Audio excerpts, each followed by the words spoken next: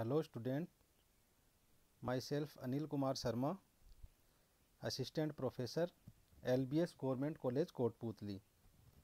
आज के इस टॉपिक में हम पढ़ेंगे एंडोप्लाज्मिक रेटिकुलम अर्थात अंतःप्रद्रवी जालिका के बारे में। एंडोप्लाज्मिक रेटिकुलम अंतःप्रद्रवी जालिका कोशिका के साइटोप्लाज्म में पाए जाने वाले कोशिकांग हैं। इनके बारे में सर्वप्रथम बेल्जियन साइंटिस्ट अल्बर्ट क्लाउडो ने बताया था।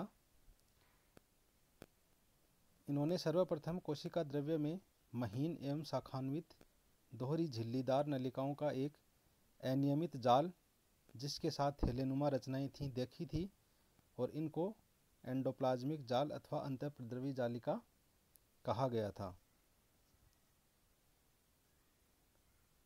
अंतःप्रद्रवी जालिका किस प्रकार की दिखाई देती हैं? रफ एंडोप्लाज्मिक रेटिकुलम खुरदरी अंतःप्रद्रवी जालिका फोल्डेड मेम्ब्रेन्स के लंप्स के रूप में अर्थात शीट के रूप में दिखाई देती हैं। They are not permanently attached, adhering only when there is protein manufacturing work to be done. अर्थात खुरदरी अंतःप्रद्रवी जालिका के ऊपर राइबोसोम अटैच रहते हैं जिनके कारण यह एक लंपी शीट्स के रूप में दिखाई देती हैं, जबकि स्मूथ एंडोप्लाज्मिक रेटिकुलम के ऊपर राइबोसोम की उपस्थिति नहीं पाई जाती और यह स्मूथ ट्यूब्स के रूप में दिखाई देती हैं। अंतःप्रद्रवी जालिकाएं प्रोकैरियोटिक कोशिकाओं में अनुपस्थित होती हैं।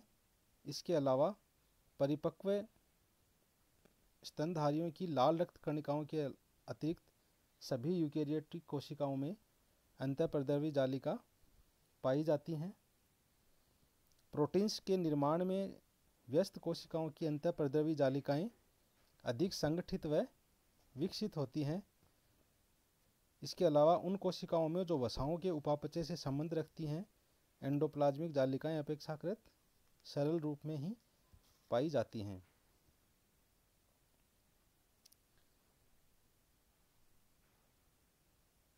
रफ एंडोप्लाज्मिक रेटिकुलम खुरदरी अंतःप्रद्रवी जालिका के ऊपर राइबोसोम की उपस्थिति पाई जाती है। यह मुख्यतया सिस्टर्नी व फ्लैटेंड सेक्स के रूप में उपस्थित होती हैं। अंतःप्रद्रवी जालिका की संरचना देखें तो दो प्रकार की जो अंतःप्रद्रवी जालिकाएं पाई जाती हैं, खुरदरी अंतःप्रद्रवी जालिका और चिकनी अंतःप्रद्रवी जालिका। अंतःप्रद्रवी जालिका मुख्यतया तीन रूपों में पाई जाती हैं, सिस्टर्नी अथवा लेमिली और थैलेनुमे संरचना जिन्हें वेसिकल्स कहते हैं, तथा नलिकाएं अर्थात ट्यूबुल्स के रूप में पाई जाती हैं।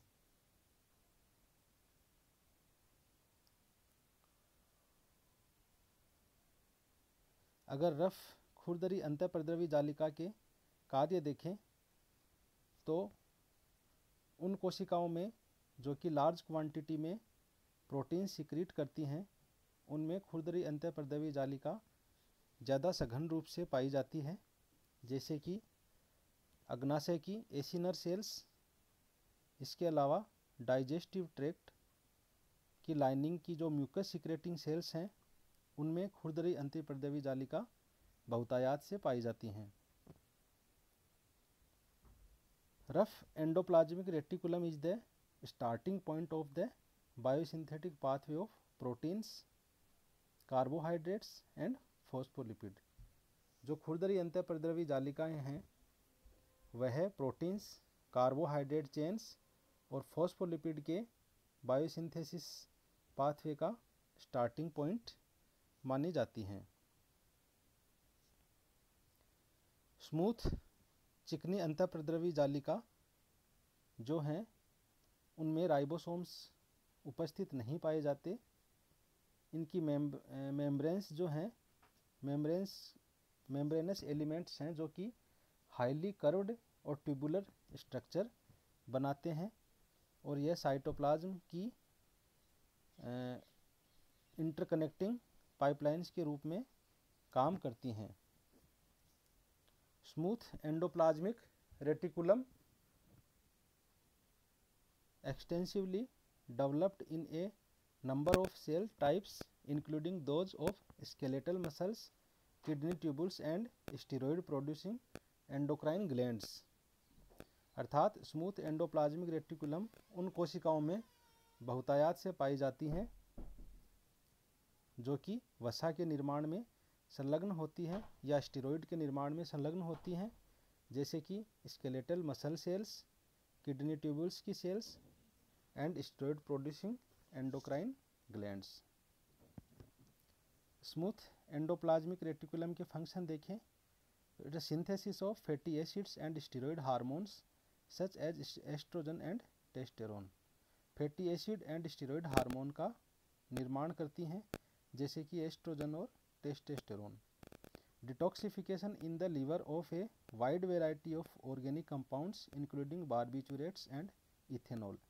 अर्थात लीवर में कई प्रकार के जो ऑर्गेनिक कंपाउंड्स हैं उनके डिटॉक्सिफिकेशन में भी स्मूथ एंडोप्लाज्मिक रेटिकुलम का कार्य पाया जाता है। इसके अलावा कैल्शियम सिक्रेटिंग आयंस जो साइटोप्लाज्म में सेल्स के द्वारा सिक्रेट किए जाते हैं उसमें भी स्मूथ एंडोप्लाज्मिक रेटिकुलम का कार्य पाया जाता है। Rough and smooth endoplasmic reticulum में अगर हम डिफरेंस देखें